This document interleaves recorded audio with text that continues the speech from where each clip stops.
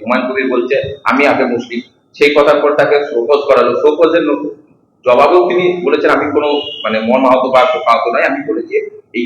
না না, আমার কথা হচ্ছে যে পশ্চিমবঙ্গের মুখ্যমন্ত্রী আপনি নিরপেক্ষ হচ্ছেন না কেন? আপনি হুমায়ুন কবিরকে শোকজ করছেন। হুমায়ুন কবির যার বিরুদ্ধে বলছে তার বিরুদ্ধে আপনি কি করেছেন বলুন? হুমায়ুন কবির যদি হুমায়ুন মুখার্জি হতো, হুমায়ুন ব্যানার্জি হতো, তাহলে আপনি করতেন না। আপনারা করছেন কেন? হিন্দু ভোটকে পকেটে পোড়ার জন্য। দেখো হুমায়ুনকে চাললাম না, অথচ এই মুখ্যমন্ত্রী মমতা ব্যানার্জি আজ যিনি নীতির কারণে আদর্শের কারণে হুমায়ুনকে শোকজ করছে, যখন হুমায়ুনের কথায় এই মুর্শিদাবাদ জেলার শক্তিপুরে দাঙ্গা হচ্ছে, যখন হুমায়ুন কবির বলছেন 70% মুসলমান 30% হিন্দু, মনে করলে মুসলমানরা হিন্দুকে জলে ভাসিয়ে দিতে পারে, আপনি তো প্রোটেস্ট করেননি, কারণ তখন আপনার প্রয়োজন ছিল মুসলমান ভোট। উল্টে আপনার এই আইপ্যাক তারা হিন্দু এলাকায় গিয়ে প্রচার করেছে হিন্দুরা এক হও, হিন্দু এক হলে বিজেপি জিতবে, এই আইপ্যাকের প্রচার ছিল। এই আইপ্যাক প্রচার করেছে হিন্দুরা 48% বহরমপুর লোকসভায়, অথচ এটা মিথ্যা তথ্য। হিন্দুরা বহরমপুর লোকসভায় মাত্র 33 থেকে 34%। সেদিন তো আপনি হুমায়ুন কবিরের এই মন্তব্যের প্রতিবাদ করেননি, যখন বলেছিল 70% মুসলমান মনে করলে 30% হিন্দুকে মেরে গঙ্গা জলে ভাসিয়ে দিতে পারে। আপনি তো প্রোটেস্ট করেন, আমরা করেছি, সেদিনও করেছি, আজও করছি। এই দাঙ্গা আপনি লাগিয়েছিলেন আমাকে হারানোর জন্য। আপনি সেদিন ব্যবহার করেছিলেন হুমায়ুন কবিরকে, তার পরিচয় ছিল সে একটা মুসলমান এমএলএ, তাই তার কথাতে কাজে হবে, কাজও হয়েছে। হুমায়ুন কবিরকে তারপরে তার আগে তার মাঝে কখনো কি পার্টি শোকজ করেছিল? আজ কেন শোকজ করছে? হুমায়ুনের অপরাধটা কি আছে? আপনার ইশারার বাইরে কিছু হয়েছে? হুমায়ুন কবির যদি হুমায়ুন অধিকারী হতো, হুমায়ুন ব্যানার্জি হতো, আপনি এটা করতে পারতেন? আপনি হুমায়ুনকে শোকজ করে আপনি বুঝাতে চাইছেন আমি মুসলমান পরোয়া করি না, হিন্দু ভাই আমাকে ভুল বুঝে না, আমি মুসলমানদের খুশি করার রাজনীতি করি না, হিন্দুরা আমাকে ভুল বুঝে না। ওই দেখো হুমায়ুন কবিরকে আমি শোকজ করলাম। হুমায়ুন কবিরকে শোকজ করার আগে মুখ্যমন্ত্রী মমতা ব্যানার্জি নিরপেক্ষ হয়ে যার বিরুদ্ধে হুমায়ুন কবির বলেছে তার বিরুদ্ধে কি করেছেন আপনি? প্রথম প্রশ্ন আমার, চালাকি করছেন কেন আপনি? চালাকি করছেন কেন? এই হুমায়ুন কবিরকে আপনারা ব্যবহার করেছেন, এই হুমায়ুন কবিরকে আপনারা বড়ে তৈরি করেছেন, তাকে দিয়ে সাম্প্রদায়িক বিভাজন রাজনীতি করেছেন। আর আজ তার প্রয়োজন হয়তো ফুরিয়ে যাচ্ছে, তাই আপনি তাকে শোকজ করছেন। কোথায়? মালদার কালিয়াচকের বাড়ির সামনেই চললো গুলি। মানে এই যে গুলি, এই সামান্য ঝামেলাতে গুলি, সামান্য ঝামেলা কি হবে? তৃণমূলের ঝামেলা মানে গুলি চলবে সেখানটা, কারণ সবারই পকেটে পিস্তল। আপনি কি করবেন? পেটে মদ, কোমরে পিস্তল, পকেটে পয়সা, পরিণাম গুলি, খুন, ধর্ষণ। বাংলা কথা, পেটে মদ, কোমরে পিস্তল, পকেটে পয়সা, পরিণাম গুলি, খুন, ধর্ষণ, দুর্নীতি। সামান্য ঘটনাতে হবে কিছু নেই, আইন বলে কিছু নেই তো পশ্চিমবঙ্গে, পদ বলে কিছু নেই। পশ্চিমবঙ্গে পুলিশ নিজে মার খাচ্ছে, পুলিশ নিজে কেলানি খাচ্ছে, পুলিশের উপরে গুলি চলছে, পুলিশ কি করবে?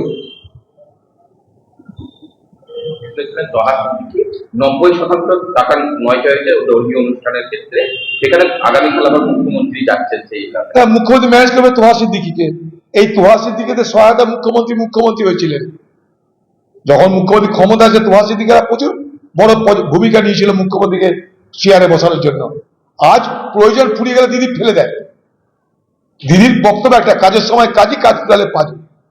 তোহা সিদ্দিকিতে ফেলে দিতে চাইছে, অথচ এই তোহা সিদ্দিকের একদিন মুখ্যমন্ত্রী মমতা ব্যানার্জি ক্ষমতা এনেছিলেন, তাই আজ তাদের অধিকারকে তারা ফিরে পেতে চাইছে। আমি সমর্থন করি তাদের এই মানসিকতা।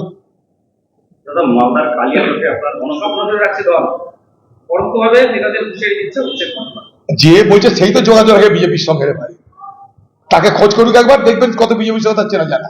তার যারা আত্মীয় গোষ্ঠী আছে সব বিজেপির সঙ্গে চেন তাদের, আমি দিলে তাকে জানি। আমি কমিশনের সঙ্গে যোগ সাজেশ করে বিজেপি বাংলার ভোটারদের বঞ্চিত করার ষড়যন্ত্র করেছে। দলীয় নেতা কর্মীদের সঙ্গে বৈঠক শেষেও বিজেপি ও নির্বাচন কমিশনকে দিলেন অভিষেক। সোশ্যাল মিডিয়ায় দলীয় নেতা কর্মীদের বার্তা তৃণমূলের সর্বভারতীয় সাধারণ সম্পাদকের দলের কর্মীদের বাড়ি বাড়ি গিয়ে বিজেপির বাংলা বিরোধী মনোভাব ও বাংলাকে বঞ্চনার কথা তুলে ধরার নির্দেশ করেছে। কখনো শুনছি যে দিদি একাই তৃণমূল দলের সবকিছু দেখভাল করবেন, তিনিই দলের প্রথম এবং শেষ কথা, তার নির্দেশই শেষ নির্দেশ। আবার মাঝখানে খোকাবাবু আবির্ভাব ঘটে গেছে। পশ্চিমবঙ্গে ভোটার লিস্ট নিয়ে শুধু নয়, সারা ভারতবর্ষের ভোটার লিস্টের কারচুপি, ভোটার লিস্ট সংক্রান্ত যা যা প্রশ্ন নির্বাচন কমিশনের কাছে, সাধারণ মানুষের কাছে বারবার কংগ্রেস তুলে ধরেছে। যখন মহারাষ্ট্রে, হরিয়ানায় ভোট কারচুপির, ভোটার লিস্ট নিয়ে যখন প্রশ্ন তুলেছিল কংগ্রেস, মহারাষ্ট্রে হারের পিছনে লোকসভা এবং বিধানসভা নির্বাচনের মধ্যে 29 লক্ষ ভোটার কিভাবে বেড়ে গেল, ভারতবর্ষের পার্লামেন্টে, মহারাষ্ট্রে কংগ্রেস এই প্রশ্ন বারবার তুলেছে, নির্বাচন কমিশনের কাছেও বারবার দাবি করেছে। সেদিন কিন্তু এই তৃণমূলের আজকের সংশোধনকারীরা কোনো মাথা ঘামায়নি। যাই হোক, ভোটার লিস্ট সংশোধনের কাজ যখন হয় তখন প্রত্যেকটা পার্টির উচিত সে ভোটার লিস্ট সংশোধন ঠিক মতন হচ্ছে কিনা দেখে নেওয়ার। কিন্তু ভোটার লিস্টকে সংশোধন করার নামে যেন বাংলায় নতুন করে ভোট প্রচার, ভোট পর্ব শুরু হয়ে গেল। কে কোথায় কাকে ভোট দিতে পারে তার আগাম তালিকা তৈরি করে তাদেরকে ভয় ভীতি প্রদর্শন এবং তার পাশাপাশি সাম্প্রদায়িক বার্তা প্রচার করা হচ্ছে। এখন থেকে মুসলমানদেরকে বোঝানো হচ্ছে ভোটার লিস্ট সংশোধনের নাম করে গিয়ে যে এনআরসি আসছে, দিদি থাকলে কোনো মুসলমানকে পশ্চিমবঙ্গ ছাড়তে হবে না, নাহলে সব মুসলমানকে পশ্চিমবঙ্গ ছেড়ে চলে দিতে হবে। অর্থাৎ এই ভোটার লিস্ট সংশোধনকে কেন্দ্র করে টিএমসি পার্টি তার সাম্প্রদায়িক প্রচার শুরু করে দিয়েছে। ভোটার লিস্ট সংশোধিত হোক, কিন্তু সাম্প্রদায়িক প্রচার বন্ধ হোক। মানুষকে বিভ্রান্ত করার রাজনীতি যদি ভোটার লিস্ট সংশোধন হয়, তাহলে সাধারণ মানুষের কাছে সাধারণ মানুষ যাবে কোথায়? এই ভোটার লিস্ট সংশোধনের নামে যে একটা উপরে একটা খোলস পড়ে, আসলে ভেতরে কোন ভোটার কোথায় কাকে ভোট দিতে পারে সেই ভোটারকে এখনই ধমকে দেওয়া, তাকে চমকে দেওয়া, কিংবা তার ভোট অন্য কেউ মেরে দেওয়ার জন্য ব্যবস্থা করার প্রক্রিয়া কিন্তু শুরু হবে। আমরা জানি, ভোট করতে গিয়ে দেখেছি, গত নির্বাচনে আমি দেখেছি বুথের মধ্যে যেখানে আমাদের এজেন্ট আছে তাদের পরিবারকে ধমকে সে এজেন্টকে সেখান থেকে সরিয়ে দিয়ে ছাপ্পা মারা হয়েছে।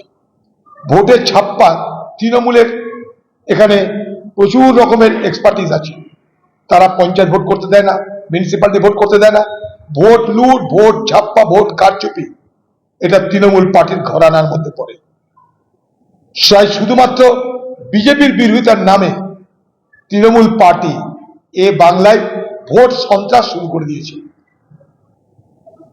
যেখানে যে সরকার, যেখানে বিজেপির সরকার, সেখানে ভোটার লিস্ট কারচুপির ক্ষমতা বিজেপি। যেখানে তৃণমূলের সরকার, সেখানে ভোটার লিস্ট কারচুপির ক্ষমতা তৃণমূলের। পশ্চিমবঙ্গে প্রত্যেকটা ভোটার তাদের সরকারিভাবে তাদের নাম তালিকাভুক্ত করার দায়িত্ব রাজ্যের নির্বাচন কমিশনের, রাজ্যের সরকারি কর্মচারীদের, যাদেরকে বিএলও করে পাঠানো হয়। তাহলে ভোট যদি কারচুপি হয় এই বাংলায়, প্রথম সেখানটাই ভোট কারচুপির নেতৃত্ব থাকবে তৃণমূলের হাতে। যেখানে বিজেপি সরকার মহারাষ্ট্রে ছিল, হরিয়ানায় ছিল, সেখানে আমরা বিজেপি সরকারের বিরুদ্ধে প্রতিবাদ করে বলেছিলাম ভোট কারচুপি হয়েছে। সেই প্রতিবাদ আমরা নির্বাচন কমিশনের কাছে নিয়ে গেছিলাম। বাংলায় ভোট কারচুপি যদি হয়, সব থেকে অগ্রণী ভূমিকা সেখানটা নেবে তৃণমূল পার্টি। আমরা খুব ভালো করে জানি, তার প্রক্রিয়া শুরু হয়ে গেছে। সেখানটায় এজেন্সি নিয়োগ করা হচ্ছে। এই এজেন্সিগুলো এই বাংলায় সাম্প্রদায়িক বিভাজনের রাজনীতিতে চোস্ত। গত নির্বাচনেও আমাকে এই বহরমপুর হারানোর জন্য এই এজেন্সির নির্দেশে, দিদির পরামর্শে সাম্প্রদায়িক দাঙ্গা করানো হলো এবং হিন্দুদেরকে বোঝানো হলো হিন্দুরা এক হোক। এই এজেন্সির এগুলো প্রেসক্রিপশন ছিল। এজেন্সি, দিদি, খোকাবাবু মিলে এই সাম্প্রদায়িক বিভাজন রাজনীতি করেছিল মুর্শিদাবাদ জেলায়। আবার আগামী দিনে এই সাম্প্রদায়িক রাজনীতি করার প্রক্রিয়া শুরু হয়ে গেছে ভোটার লিস্ট সংশোধনকে কেন্দ্র করে। এই যে বাড়ি বাড়ি যাচ্ছে, বাড়ি বাড়ি যাওয়ার মধ্য দিয়ে মুসলমানদেরকে বিভ্রান্ত করো, হিন্দুদেরকে চমকাও, সব মিলিয়ে তৃণমূল আর বিজেপি তাদের মধ্যে ভোট বিভাজনের রাজনীতি শুরু করে দিয়েছে। আপনি যে এজেন্সির কথা বলেন সেই এজেন্সি মাঝে শোনা গেছিল থাকবে না, কিন্তু আবার প্রতিটি বিধানসভায় সেই সব এজেন্সি আবার এই এজেন্সিকে দিদি বলেছিল ত্যাগ ত্যাগ, এখন এই এজেন্সি দিদির দলের রক্ষাকর্তা। এই এজেন্সিগুলো মূলত পয়সা খেয়ে এ বাংলার সুস্থ বাতাবরণকে সাম্প্রদায়িকতায় বিষাক্ত করছে, তাতে এজেন্সির বিরাট ভূমিকা। এই এজেন্সিগুলো তৃণমূল পার্টির ক্যান্ডিডেট ঠিক করে পয়সা খেয়ে, এটা সবাই জানে। তো তৃণমূল পার্টি এখন এজেন্সির পার্টি হয়ে গেছে। তৃণমূল পার্টি আর রাজনৈতিক দল নয়, এখন এজেন্সির দল। এজেন্সি পুলিশ মিলিয়ে তৃণমূল পার্টিকে পরিচালনা করে।